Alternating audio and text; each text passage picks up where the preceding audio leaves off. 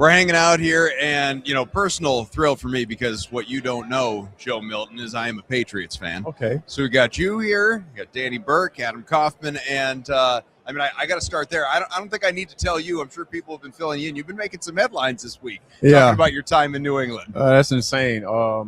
Thank you for having me. Thank you for being here. But let's talk about that because that's insane. I never said once that I hated New England. I love my time in New England. I love the opportunities that I had. I love the opportunities that I had to do at practice. So a headline saying that I hated my time there was like mind blowing because my time there was amazing. They drafted me. I got drafted. That's like a kid's dream to get drafted. They drafted me. I got drafted before Tom Brady. That was something they said to me on the phone. That was amazing. And then what? I still got paid. I still was able to play in the last game to put my name out there to excel in my position. So to a headline to say that I hated my time there is like absurd. Well, the headline that I kept seeing, not so much that you hated your time, but that you felt disrespected. In your time in New England. Okay, let's talk about that as well too. I wouldn't say disrespected on the decisions that were made from the organizations, just more of like the disrespect, like my competitive spirit. I'm not playing. Sure. Like I'm a competitor. I want to play football. Right. That's my dream. That's all I've been doing since I was 4. So with that aspect of it, like, yes, but as far as like what they decisions were at New England, that was their decisions. I got traded. I'm at Dallas. I'm happy. I love my job now. I'm great, man. That last game, and I want to make it abundantly clear, this had nothing to do with you, Joe Milton. Okay? Yeah. This was all about like Patriots fans, and I'm sure you heard this stuff going into that last game about the first round draft. If they lose, they get the number 1 overall pick. Yeah. And how dare this team go out and win this game that you didn't, that it wasn't obviously helping the team that year. For sure. And people talk, they have that like tanking conversation. Some teams do tank. Some, coaches will even look to not be at their best in a particular game.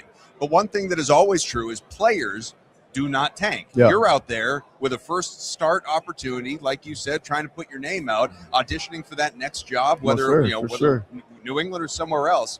But what kind of narratives were you hearing going into that, knowing that like it's a home game? You want to win. The home team you would think wants to win, and yet fans want to lose. Well, before the game, I didn't see anything about tanking or losing or whatever that may be. I didn't see anything about that, and that's not something we talk about in the building.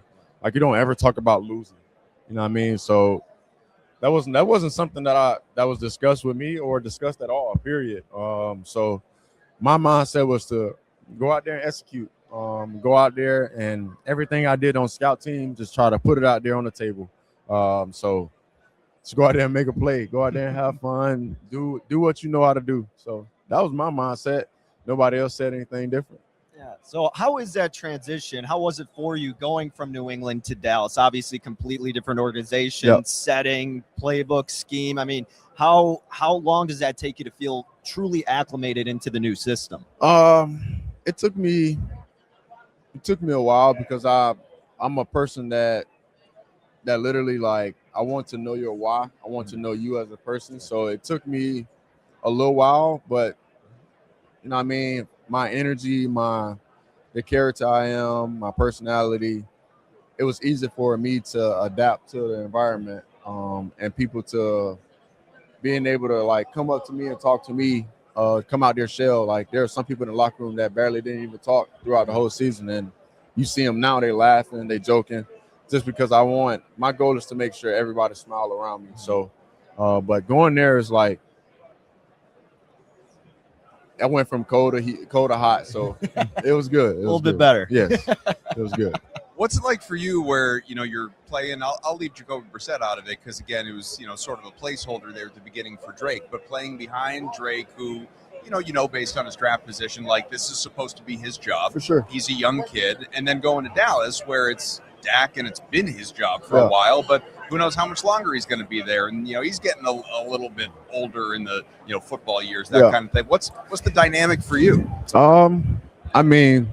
I just wanted a better opportunity. That's all I could have asked for. I didn't have a choice on where I was going.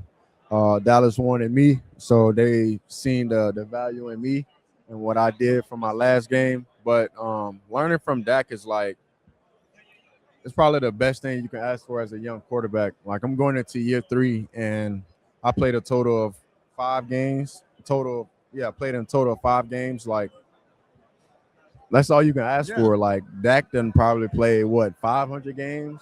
You know what I mean? So no telling what all the information you can learn from him. So I'm always bound to learn from Dak. I'm always bound to pick his brain. So coming from Drake to Dak, it's just a big stepping stool. It's like a big change in life because like me and Drake, I didn't know exactly everything he knew, but I spent the whole season with him. Yeah. He's smart.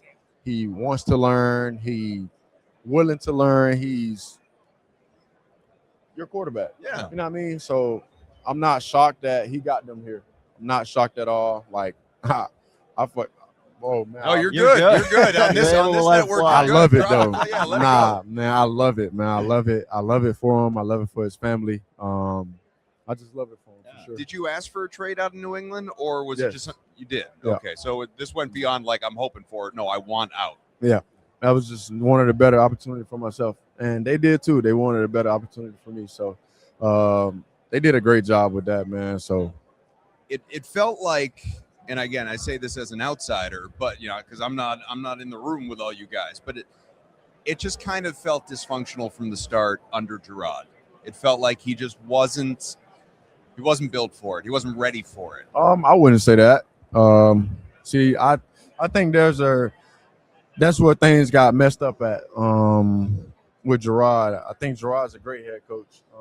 Was this his first time coaching as a head coach? Yes. Right. Mm-hmm. But at the same time, he did everything right. Like, obviously, we didn't win the games that we wanted to, but is that a head coach thing? Mm-hmm.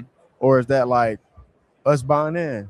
Did we buy in fully? You know what I mean? Like, you can't just put it on a head coach. He can't cross the white line. Like, sure. You know what I mean? So, but Vrabel's doing a great job.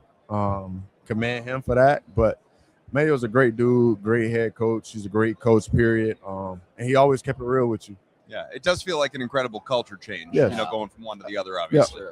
Well, bringing it back to you a little bit, Joe. I mean, throughout your college career, short stint so far in the NFL, I mean, you have so long to go. But, man, I mean, watching you in college and some of the action in New England, prolific play. Do you ever just find yourself kind of going back? I know people joke about it with athletes watching their own highlights. You ever do that and go, man, I can't believe I made that play? Like, that was pretty sick. That's kind of my rituals before games. I always watch my highlights to, like, remind myself, like, man, like, you do this for real. So, yeah, I always go back and watch my highlights. And what are the go-tos? What are the favorite highlights to go back and watch? My Patriots play, I wish they never called it back. That was probably one of my best plays of my life right there. The Bills game, when I rolled to the left and threw it to Pop at the front pylon, that was probably one of my best plays. It was, I mean, I still look at it. I wish they would have never called it back. It wasn't no hold. Yeah. Like, if you go back and watch the play, the offensive line wasn't holding. The D lineman just wasn't working as hard. Mm-hmm. So he was just walling them off. I thought in football, holding is you holding somebody's jersey, not blocking them off like a basketball screen. I never knew that was holding. So I don't understand why I got called back. But, yeah, that's probably one of my best plays. I go back and watch that game. I go back and watch pretty much all my college highlights. I love it. I know you're here working with Stand Together. Tell us a little bit about what you're doing.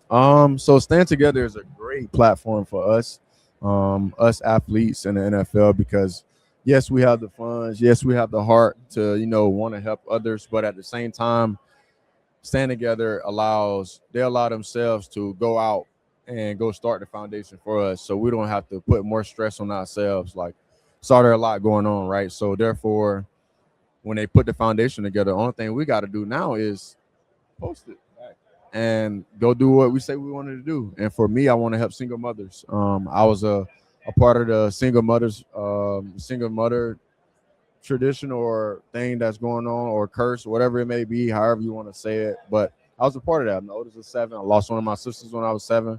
Coming home from school and practice, seeing your mom trying to get food together when it's not a great meal. Like, it ain't macaroni, white rice, collard greens, baked chicken. It ain't that. It's white rice and probably fried chicken.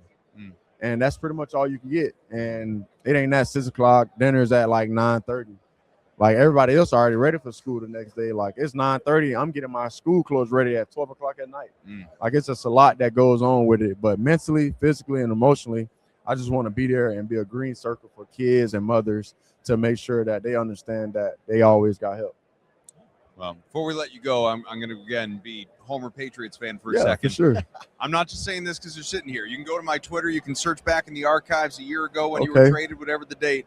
And all these rumors were swirling around. It's like, Joe Milton may be traded. What can you get for him? And I had all these tweets at the time, like, better be at least whatever it was, at least a second, at least a third. It was like expectations were high. It's like you're not just giving away an asset for, let's just trade Joe Milton and get a sixth. No, like this guy is more valuable than that. And so I'm glad to see you land on your feet, obviously. And like you, looking for that opportunity for, you to get out there and get a real shot. Absolutely. Thank you so much. Absolutely. Again, Joe Milton of the Dallas Cowboys and joining us right here. We out, man. Go Pats. There you go.